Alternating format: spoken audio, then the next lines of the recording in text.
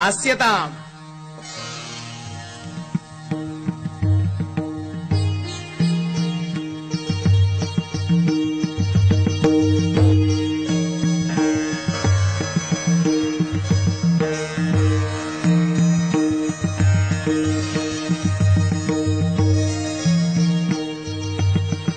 अगर आप सबकी आज्ञा हो तो हम शास्त्रार्थ का आरंभ करें, किंतु हमारे इस शास्त्रार्थ में मध्यस्थ यानी तटस्थ निर्णायक का काम कौन करेगा?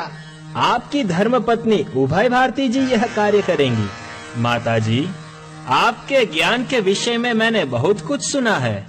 आप महापंडिता हैं, अतः आप हमारे इस वाद में मध्यस्थ के स्थान का स्वीकार करें। यतिवर, आपका आदेश मैं स्वीकारती हूँ।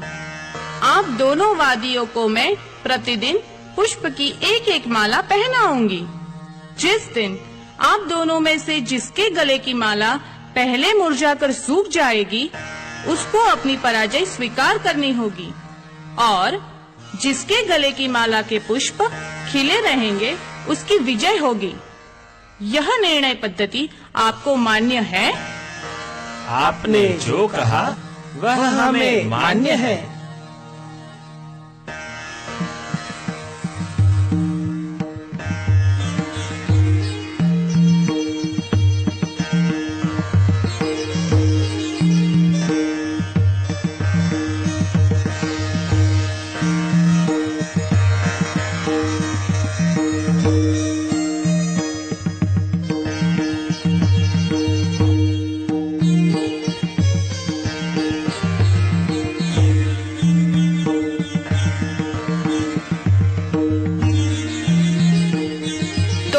अब आप दोनों विद्वान शिरोमणि महापुरुष अपने अपने पक्ष की प्रतिज्ञा सुना करके शास्त्रार्थ प्रारंभ करें।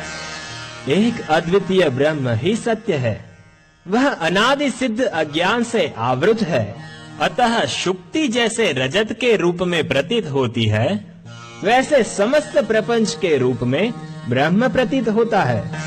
ब्रह्म के ज्ञान से प्रपंच और उसके कारणभूत अज्ञान का नाश होता है। तब जो स्वरूप स्थिति होती है वह मुक्ति है, ऐसा हम मानते हैं, और ऐसा मानने में वेद के मस्तक स्वरूप उपनिषद प्रमाण है। मंडन मिश्र, यह मेरी प्रतिज्ञा है। वाद में वैसे अद्वैत मत की जीत निश्चित ही है। यदि कदाचित मैं हार जाता हूँ तो भगवे वस्त्र वाले इस सन्यास को त्याग कर मैं श्वेत वस्त्र धारण कर लूंगा। वाद में जय पराजय का निर्णय आपकी धर्मपत्नी उभय भारती जी करेंगी।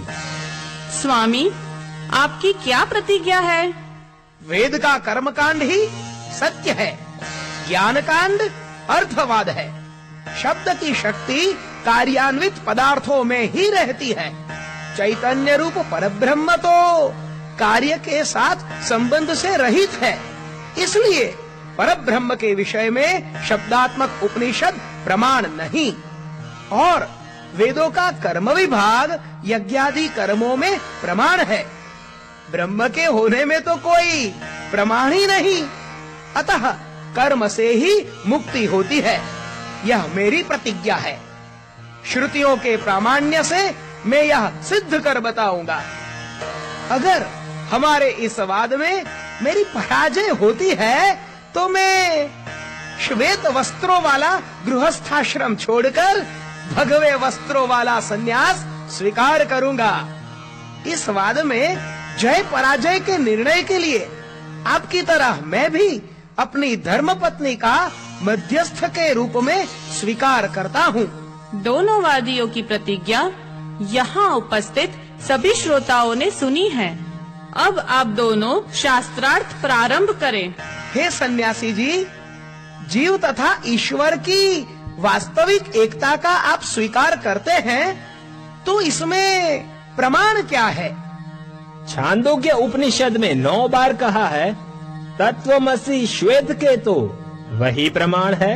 यज्ञादि सत्कर्म करने वाले यजमान को आप परमेश्वर हैं ऐसा कहकर उनकी स्तुति करने के लिए ही तत्वमसि वाक्य है। इसलिए यह वाक्य यज्ञादि विधि वाक्य का अंग रूप वाक्य है, स्वतंत्र वाक्य नहीं। अर्थात आप वेद के विभाग स्वीकारते हैं। अवश्य। वेद के कितने विभाग हैं? 2 विभाग। कौन कौन से? कर्मकांड और ज्ञान कांड। यज्ञादि विधि वाक्य किस कांड में है? कर्म कांड में। और आदित्यो यूपः इत्यादि वाक्य? यह भी कर्म कांड में। इस प्रकार इन वाक्यों को विधि वाक्य के अंगरूप वाक्य कहा जा सकता है, लेकिन तत्वमसि वाक्य तो कर्म कांड से भिन्न ज्ञान कांड में है, जो स्वतंत्र रूप से सिद्ध ब्रह्म में प्रमाण है। तो फिर इसे विधि वाक्य का अंगभूत वाक्य किस प्रकार कहा जा सकता है? नहीं कहा जा सकता। इससे सिद्ध होता है कि तत्वमसि वाक्य जीव और ब्रह्म के वास्तविक अभेद का निरूपण करता है। प्रामाण्य का निश्चय सफलत्व से होता है, क्रियार्थकत्व से नहीं। अतः उपनिषद सिद्ध ब्रह्म में प्रमाण है। जय हो विजयताम विजयताम। तो फिर मनोब्रह्मेत्युपासित वगैरह वाक्यों की भांति तत्वमसि आदि वाक्य भी उपासना करने का विधान करता है, ऐसा मानना चाहिए। मीमांसक शिरोमणि ही श्रीमंडन मिश्रो विजयताम विजयताम विजयताम। हे बुद्धिमान, तत्वमसि वाक्य में विधि बताने वाला कोई शब्द तो है ही नहीं, तो फिर उसे उपासना वाक्य भी किस प्रकार कहा जा सकता है? यदि श्रेष्ठः श्री शंकराचार्यो विजयताम विजयताम विजयताम। हे विद्वानवादियों, आज आप लोग यहीं विराम कीजिए। सन्यासी जी, आप भिक्षा के लिए पधारिए। स्वामी, आप भोजन के लिए पधारिए।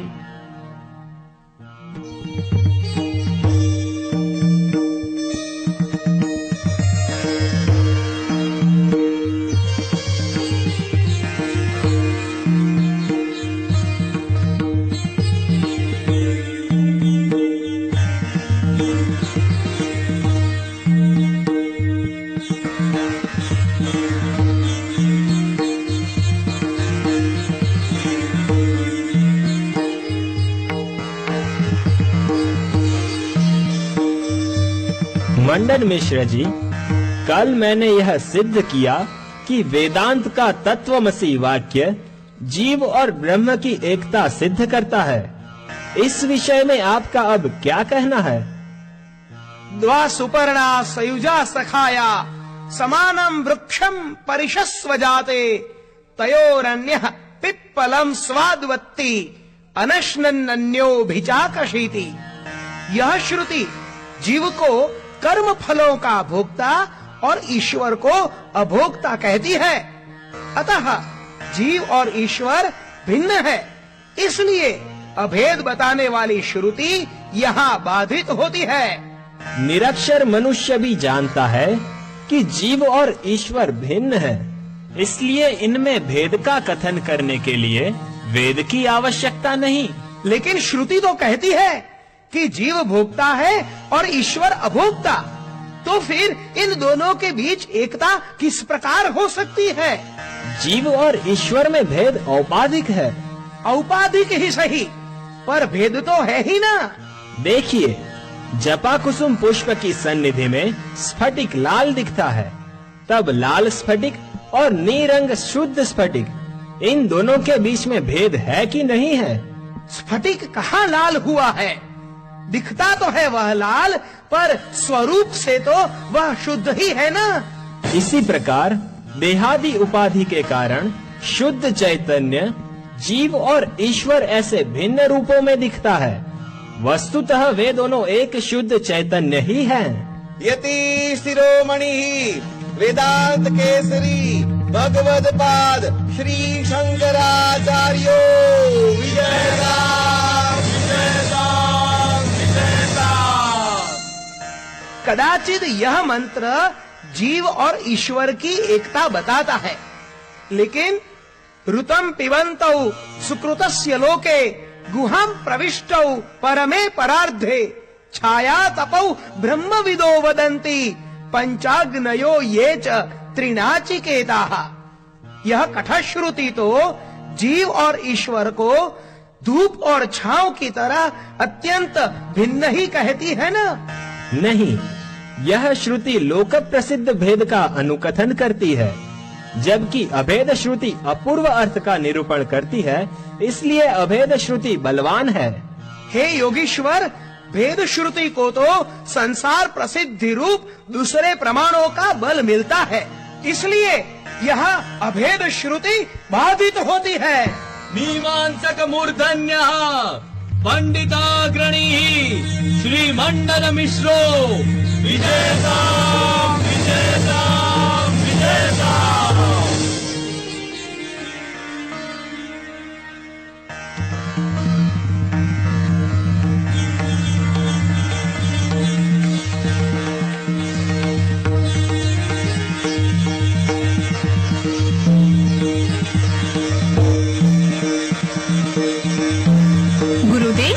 शंकराचार्य जी और मंडन मिश्र जी दोनों एक दूसरे को पराजित करने के लिए कठिन परिश्रम कर रहे थे, परंतु उनमें किसी भी प्रकार की कटुता दिखती नहीं थी। यह तो सत्य है, पर उनके शास्त्रार्थ का परिणाम क्या आया? कितने दिनों के बाद? 21 दिन तक यह शास्त्रार्थ चला। हे पंडितवर, दूसरे प्रमाण श्रुतियों को समर्थन भी नहीं देते और उनका वाद भी नहीं करते। अन्य किसी साधन से जिसका ज्ञान पहले न हुआ हो, उसका ज्ञान देने वाले को ही प्रमाण कहते हैं। उसी प्रकार जीव और ईश्वर के अभेद के ज्ञान के लिए श्रुति प्रमाण है, ऐसा आप कहना चाहते हैं? हाँ, बिल्कुल यही। किंतु अभेद तो दिखता ही नहीं, इसे किस प्रकार मान लिया जाए? यह रंग केसरी है, ऐसा क्या कान कह सकता है? नहीं। क्यों?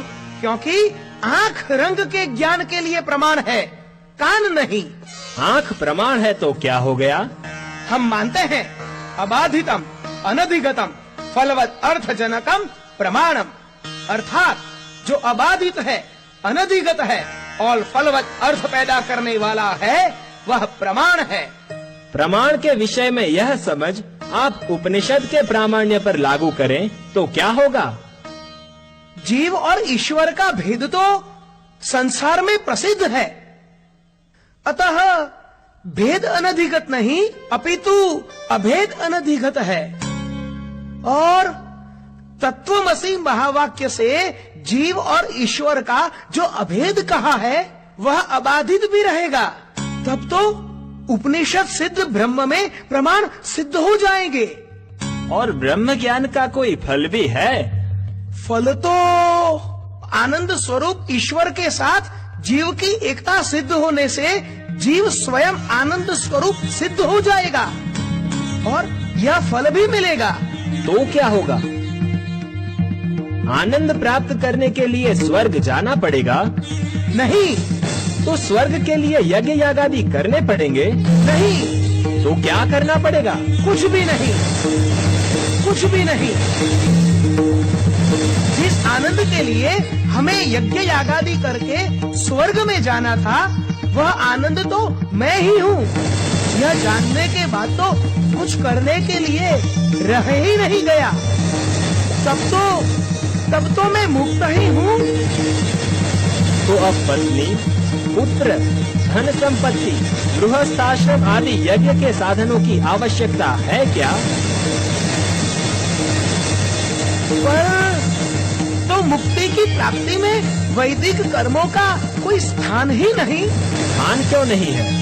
मुमुक्षु को जिज्ञासु बनाने में कर्म द्वार के स्थान पर है। द्वार है अर्थात जिज्ञासा प्राप्ति के बाद में कर्मों का क्या करना चाहिए? यज्ञ यागादि करके? बस गुरुदेव, मुझे लज्जित न करें। गृहस्थाश्रम का त्याग करके संन्यास ग्रहण करने के लिए मैं उत्सुक हूँ। मैं आपका शरणागत शिष्य हूँ। आप दोनों वादियों के कंठ की माला ने तो जय पराजय का निर्णय अपने आप कर दिया है। मेरे स्वामी की कंठ की माला मुरझा गई है, यह स्पष्ट ही है, परंतु निर्णायक के कार्यभार का निर्वहन करते हुए मैं अपने स्वामी की पराजय का स्वीकार करती हूँ। आप भगवान शंकर के श्री चरणों में मैं प्रणाम करती हूँ। धन्य धन्य गुरुदेव, मैं मानता हूँ कि किसी से भी न होने वाली ऐसी तपस्या पूर्व जन्म में मैंने की होगी, जिससे जगत के ईश्वर और करुणा के भंडार ऐसे आपके साथ मुझे चर्चा करने का सौभाग्य मिला।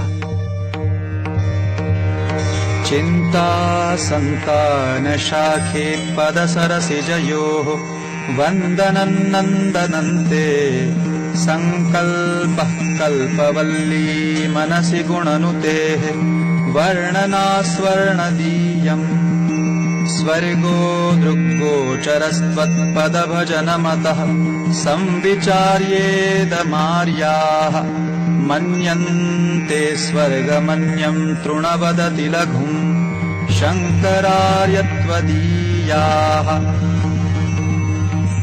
तदहं विसृज्य सुतदारगृहं द्रविणानि कर्म च गृहे विहितम् शरणं वृणोमि भगवच्चरणौ अनुशादि किंकरममुं कृपया।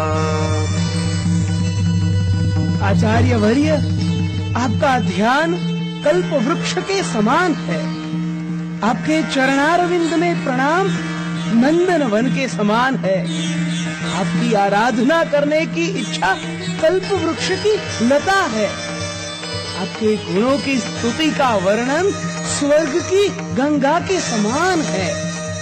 इसलिए सत्पुरुषों अधिक फल प्रदान करने वाले आपके चरणों के भजन का विचार करके देवताओं के स्वर्ग को बहुत ही तुच्छ गिनते हैं। अतः मैं मंडन पंडित अपने पुत्रों को, स्त्री को, घर को, धन को और गृहस्थाश्रम संबंधित विहित कर्मों को भी छोड़कर आपके चरणों का आश्रय लेता हूँ। हे स्वामी, कृपा करके आप इस दास को उपदेश दीजिए।